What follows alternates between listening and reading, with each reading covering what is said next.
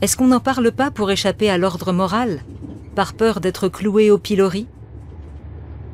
Est-ce donc cela qui nous empêche d'évoquer à cœur ouvert la douleur d'avorter?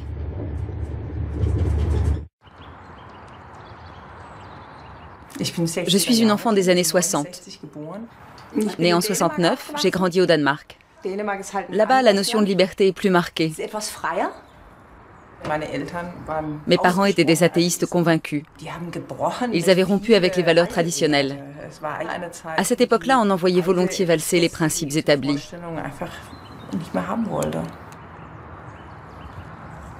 Je me souviens,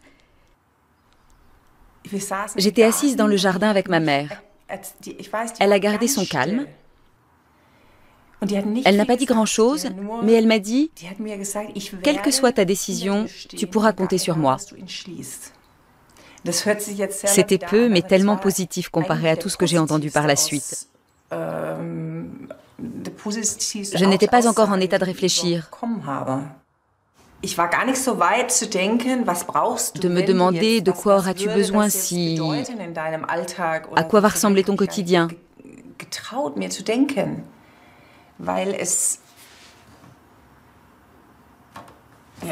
Je n'osais même pas me poser la question.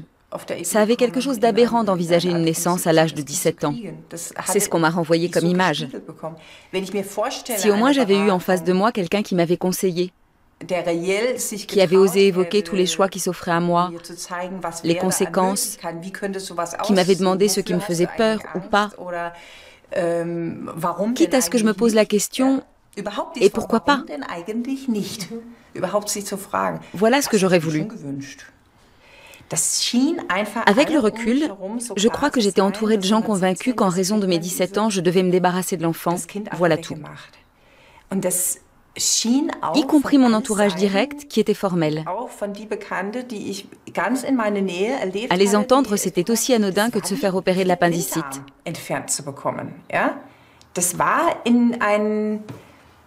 Un acte chirurgical, tout ce qu'il y a de plus banal. Ils avaient tous l'air de trouver ça parfaitement normal d'avorter. Tu crois que l'un d'entre eux a seulement songé à me demander « Et toi, qu'est-ce que ça te fait ?» Penses-tu, c'est comme si j'avais fait tout un cinéma pour ne pas me faire opérer de l'appendicite. Tu ne t'attends pas à ce qu'on te demande ensuite « Ça te fait quoi de savoir que tu n'as plus d'appendice ?» On sent en toi cette sensibilité à fleur de peau qui ne demande qu'à s'exprimer. Tu aurais aimé avoir plus de temps pour nourrir ta réflexion? C'est ce que tu aurais voulu à l'époque? Exactement. Mais je n'ai pas eu le loisir de me demander ce que je voulais vraiment. Pour pouvoir m'interroger sur ce que je ressentais, j'aurais eu besoin d'une marge de réflexion personnelle. En quoi cela a-t-il été une décision difficile pour toi à l'époque? Peux-tu essayer de me le dire?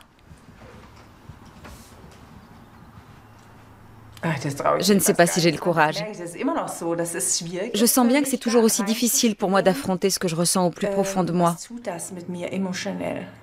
D'être face à cette conscience aiguë, admettre que c'était mon enfant. Il y avait ce lien entre lui et moi. Ça me fait toujours aussi mal. Tu as donc ressenti ce lien? Oui. C'est ce que je pense. Je ne pouvais pas encore le sentir en moi, mais c'était mon enfant. C'est le sentiment que tu avais? Oui. Je pense que la nature l'a voulu ainsi. C'est viscéral, ce besoin de protéger le bébé à naître. Oui, je suis d'accord avec toi. Quand je pense aux jours qui ont suivi, j'étais en état de choc. J'avais l'impression de me regarder agir de l'extérieur. Et je me demandais, qu'est-ce qui t'arrive? Dès que je croisais un landau, je fondais en larmes, au bord du vertige. Pareil lorsque j'entendais un bébé pleurer. Puis un jour, j'ai arrêté d'y penser. C'était fini. Ça a duré des années. J'ai arrêté d'y penser. Pour te protéger. Et je ne me suis jamais confiée à quiconque. Terminé. Sujet clos.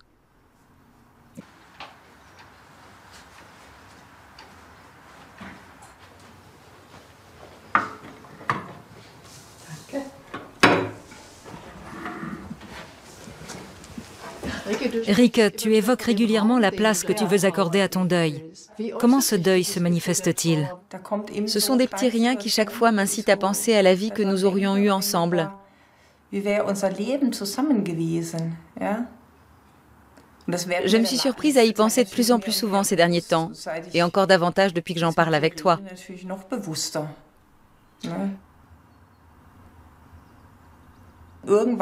J'avais déjà mon fils aîné à cette époque.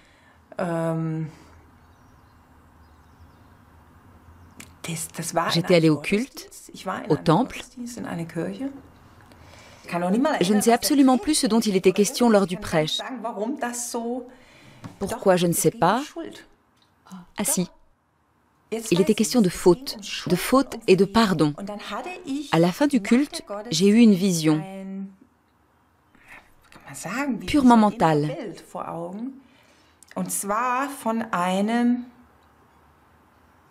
D'un bébé, au stade du fœtus. Je l'ai vu mort. J'ai demandé à notre pasteur si c'était possible. Je lui ai expliqué ce que j'avais vu et demandé s'il était possible qu'il s'agisse de ce bébé-là.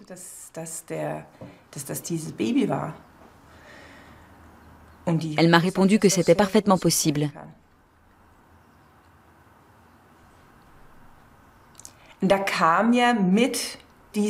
Poser cette question m'a fait réaliser que j'avais tué un être humain.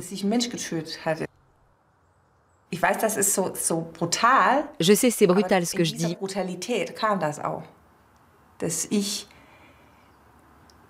Mais ce n'est pas moins brutal d'avoir privé un être humain de son bien sans aucun doute le plus précieux, la vie. Dès que j'ai eu cette pensée en tête, ça m'est devenu insoutenable. Ce qui m'affecte le plus en ce moment, ce n'est pas tant la culpabilité que la douleur. J'ai pourtant eu des enfants et entre deux, je me suis mariée.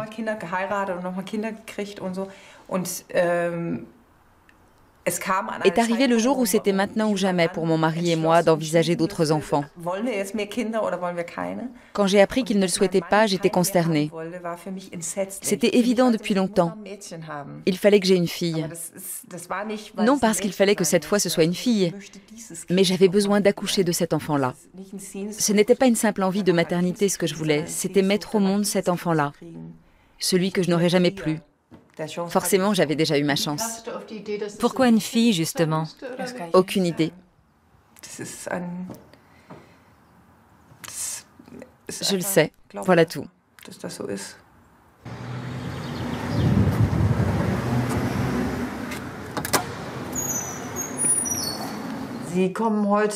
Vous êtes ici pour la première fois.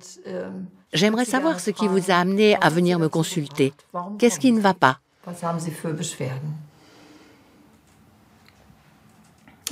J'ai subi un avortement quand j'avais 18 ans. Cela remonte à plusieurs années.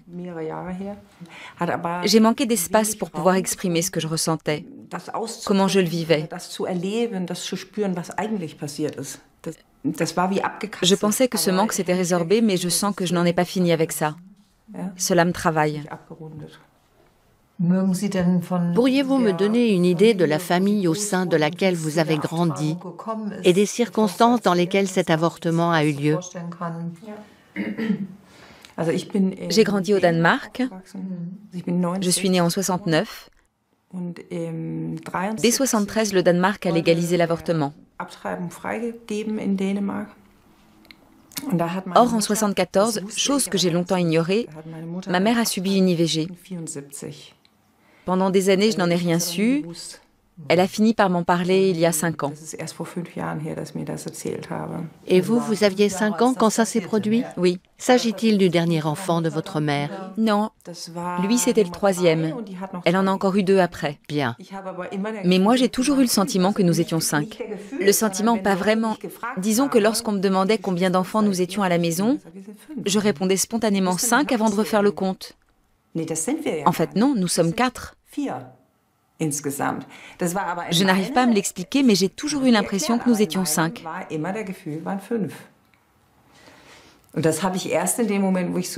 Il aura fallu que j'apprenne que ma mère avait avorté pour comprendre qu'il y avait eu un enfant de plus.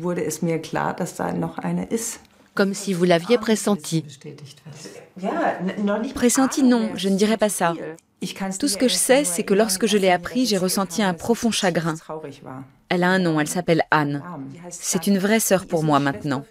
Elle est très présente dans ma vie. Pourtant, vous avez longtemps vécu sans le savoir. Tout ce dont je me souviens, c'est de mon réveil à l'hôpital.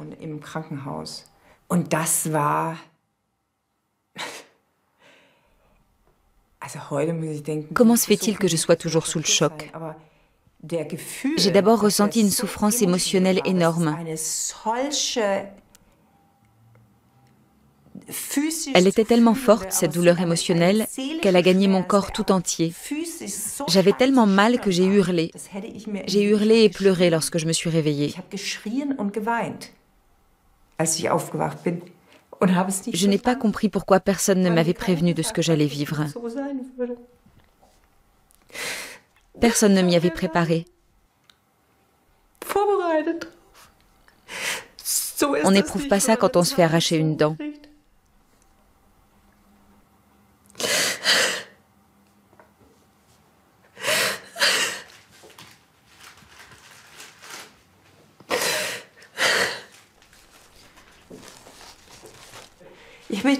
Je n'ai pas osé en parler. Je pensais que ce n'était pas normal d'être aussi chamboulée, que je déraillais.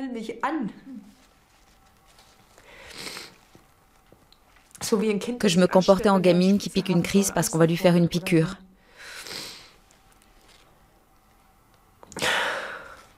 Reste la douleur persistante. C'est comme ça. Et en plus, je m'en suis rendu compte hier, une certaine colère, je pense. Ma fille, tu peux avoir 500 enfants si tu veux, mais cet enfant-là, tu ne l'auras jamais.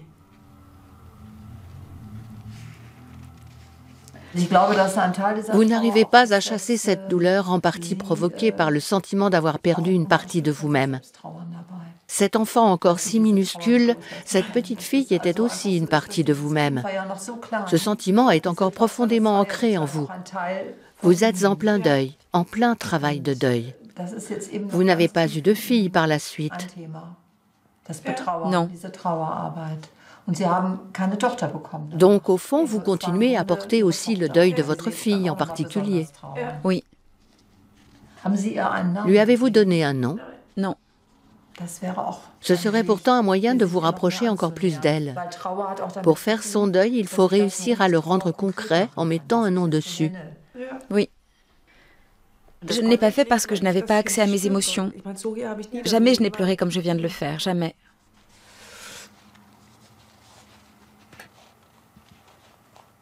Et ça, c'est important. J'aimerais tant lui demander pardon.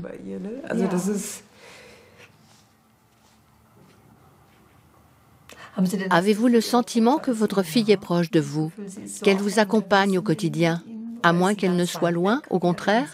Comment vivez-vous la relation à votre fille? Je l'imagine auprès de Dieu. Quelle est votre impression? Elle va bien là où elle est?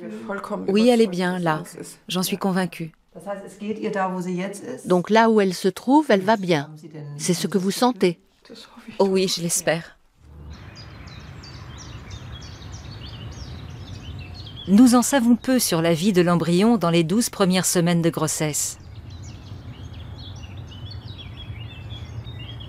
Quand commence-t-il à ressentir quelque chose? En est-il capable? La recherche scientifique fournit peu d'éléments de réponse.